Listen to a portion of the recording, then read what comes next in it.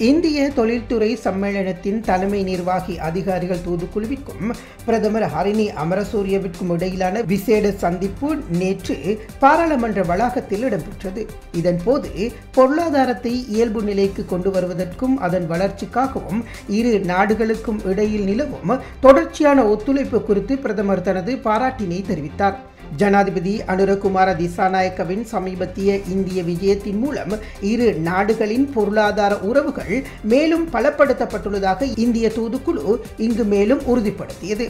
தொழில்நுட்பம், உற்பத்தி, கல்வி, புத்தாக்கம், தொழில் முனை, விவசாயம், வலுசக்தி மற்றும் சுற்றுலாத்துறை போன்ற முக்கிய பிரிவுகள் மூலம் வர்த்தகம் மற்றும் முதலீட்டு வாய்ப்புகளை விரிவுபடுத்துவது குறித்தும் இந்த கலந்துரையாடலின் போது கவனம் செலுத்தப்பட்டது. இளைஞர்களை வலுவூட்டுதல், பெண் தொழில் முனைவோர், சிறு மற்றும் நடுத்தர அளவிலான தொழில் முனைவு ஆகியவற்றுக்கு ஆதரவாக செயல்பட நியாயமான முதலீட்டு மூலோபாயங்கள் முக்கியத்துவத்தையும் பிரதமர் கலாநிதி ஹரிணி அமரசூரிய வலியுறுத்தினார்.